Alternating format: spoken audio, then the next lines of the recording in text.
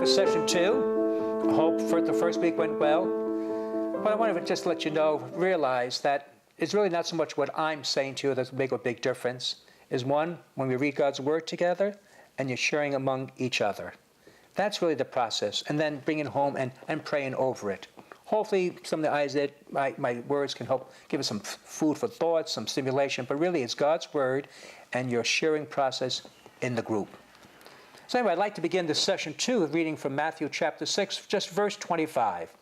I tell you, therefore, do not worry about your life, about what you are to eat or what you are to drink. And do not worry about your body, what you are to wear. Is not your life more than food and your body more than clothes? So what we are to eat and what we are to wear and what we are to drink.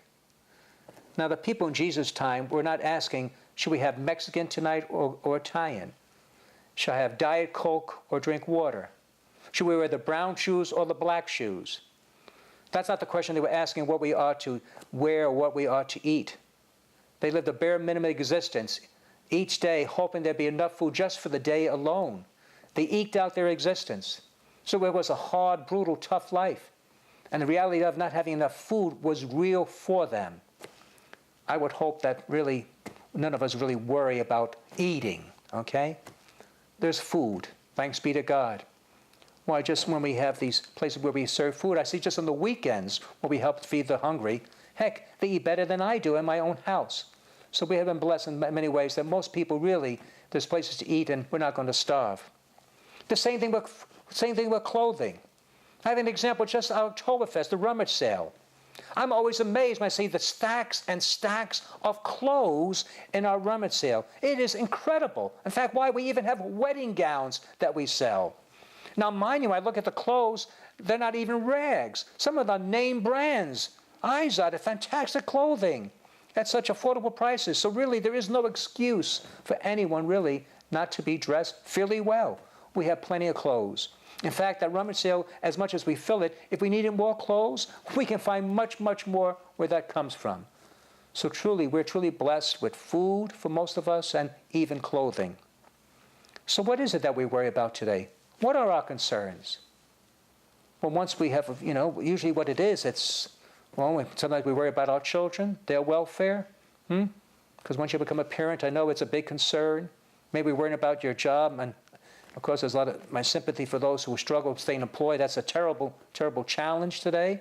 Maybe we worry about our future, our retirement. Will I have enough money? So there are natural concerns. Maybe worry about our parents, whatever it may be.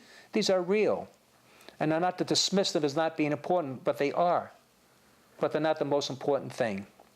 Because if I would ask you, does life equal college for my kids?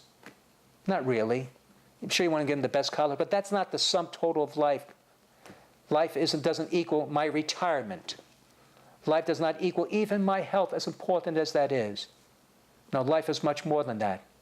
As Jesus tells us, we find out that life is most important thing is loving God and serving His kingdom. Talking about worrying what to eat. This past summer, I finally went back down to our sister parish in Honduras. And I'll be honest with you, I was worrying about the food. What would I eat there? Would there be enough food? As you notice, I have a pretty healthy appetite. And not only that, I have a very sensitive stomach. It can easily get disturbed and, oh man, I don't want to be, well, never mind. So those things were worried about that. I was concerned about that. Gee, what if I don't like the food? What if there's enough food? And I said, oh, Tom, stop it. I said, well, Tom, but nothing else. If you don't like the food, if there's not enough food to eat, you'll lose weight. And that itself will be a blessing anyway. Well, as I mentioned, I think when homily they did this, when we came back during the summer, that the food was better than I eat here in the United States. I was surprised how good it was. As I mentioned, plenty of fresh fruit, fresh vegetables, and yes, even some meat, some little chicken. And we had these wonderful, loving nuns prepare the food with their kind and compassionate hands. Plenty of food. In fact, I love rice and beans, and you go there, there's plenty of rice and beans. I love the tortillas. Not only that, the nuns even made us homemade apple pie, and to boot, even had ice cream with it. So I told myself, Tom, with all your worrying, with all your fretting about what you're going to eat, you ate like a king. God took care of you. And even if it wasn't that good, you still have been okay, Tom. You've still been all right. How often there are worries about that. We worry about things, and for naught, things will work out.